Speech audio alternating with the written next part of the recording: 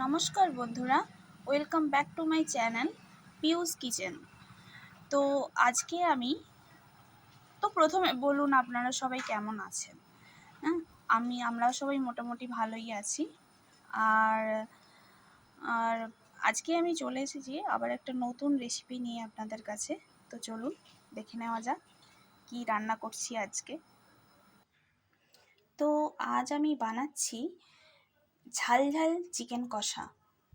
খুবই স্পাইসি ব্যাপারটা হবে। তো এর জন্য আমি নিয়েছি চিকেন। তো এখানে 700 গ্রাম মতো চিকেন আছে। তো এটাকে আমি নুন, হলুদ, লঙ্কা গুঁড়ো, অবশ্যই ঝাল লঙ্কার গুঁড়ো, আর লেবু, হাফ টুকরো লেবু, আর কিছুটা সর্ষের তেল দিয়ে ম্যারিনেট করে আধ ঘন্টা মতো রেখে দিয়েছি।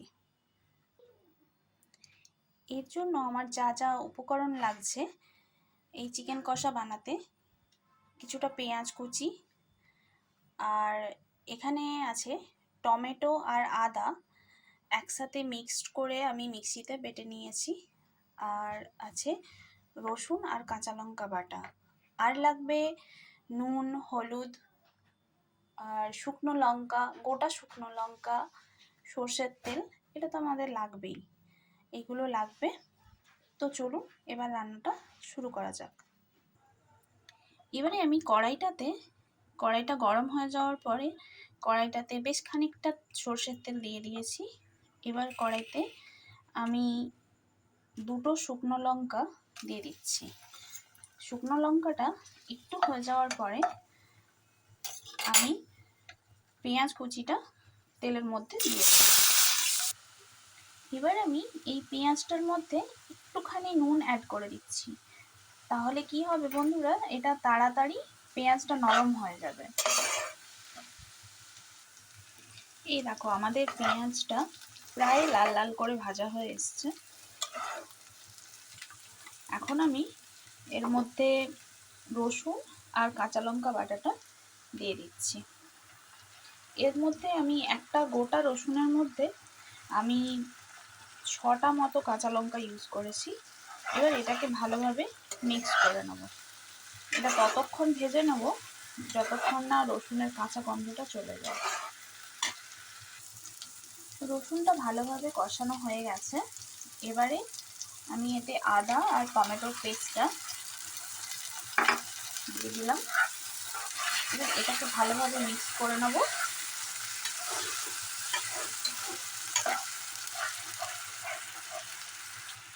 এখানে আমি সামান্য 1 ইঞ্চি মতো আদা আর দুটো টমেটো ইউজ করেছি।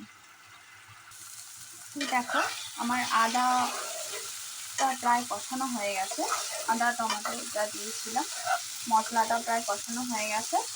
মশলার সাইড থেকে দেখো তেল ছেড়ে বেরিয়ে এসছে। এই সময় এবার আমি এর মধ্যে নুন, হলুদ, কাশ্মীরি লঙ্কা গুঁড়ো এইসব দিয়ে দেবো। নুন, হলুদ, লঙ্কা গুঁড়ো সমস্ত কিছু দিয়ে দিয়েছি, অ্যাড করে দিয়েছি। এবার আমি এটাকে ভালোভাবে মিক্স করে নেব। যদি তোমাদের মনে হয় যে মশলাটা পুড়ে যেতে পারে তাহলে 1 চিমটে জল দিতে পারো, না হলে দরকার নেই, কারণ আমি মাংসে এতটুকু জল ইউজ করব না। আমাদের মশলাটা প্রায় কষানো হয়ে গেছে। এবার আমি এক এক করে পুরো চিকেনটা এর মধ্যে অ্যাড করে দেবো। ম্যারিনেট করা ছিল চিকেনটা। এইবার চিকেনটাকে মশলার সঙ্গে ভালোভাবে মিক্স করতে হবে। ভালোভাবে মিক্স করে মোটামুটি 10 মিনিট মতো হাই ফ্লেমে আমি রান্না করে নেব চিকেনটাকে। এখন আমি এর মধ্যে দুটো কাঁচা আলু, নুন হলুদ মেখে রাখা আলু আমি এর মধ্যে দিয়ে দিলাম। ওটা শুধুমাত্র আমার মেয়ের জন্যই দিলাম, আদার্স কিছু নয়। মেয়ের আবার চিকেনে একটু আলু না হলে চলে না।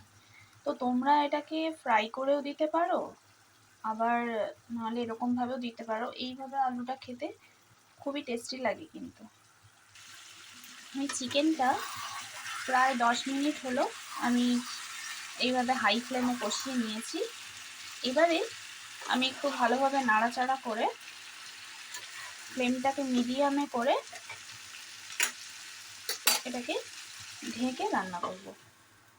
আর 15 মিনিট মতো ঢেকে রান্না করব। এতে কিন্তু আমি এক ফোঁটাও জল ইউজ করছি না। 15 মিনিট ধরে চিকেনটাকে আমি ভালোভাবে ঢেকে কষিয়ে নিয়েছি। দেখো কি সুন্দরভাবে তেল ছেড়ে বেরিয়ে গেছে চিকেনের, আর চিকেনগুলো ভালো মতো সেদ্ধ হয়ে গেছে, আলু হয়ে গেছে। এই সময় আমি এবার একটু কসুরি মেথি দিয়ে দিচ্ছি। তাতে কি হয়, টেস্টটা পুরোপুরি বদলে যায়। এইভাবে কসুরি মেথি দেওয়ার পরে আমি জাস্ট একটু মিক্স করে নেব। ভালোভাবে কসুরি মেথিটা মিক্স করে নিয়েছি। এবারে আমি গ্যাসের ফ্লেমটা অফ করে দিচ্ছি। তৈরি হয়ে গেল আমাদের ঝাল ঝাল স্পাইসি চিকেন কষা। তো তৈরি হয়ে গেল আমাদের স্পাইসি চিকেন কষা। তোমরা একবার অন্তত বানিয়ে খেও এটা। এটা ভাত, রুটি, পরোটা সমস্ত কিছুর সাথে অনবদ্য লাগে। একবার অন্তত বানিয়ে খেও, খুবই ভালো লাগবে। তো আজকের মতো এইটুকুই। আসি বন্ধুরা, সবাই ভালো থেকো, সুস্থ থেকো। পরের দিন আবার একটা রেসিপি নিয়ে আসছি। তো আজকের মতো টাটা, বাই বাই।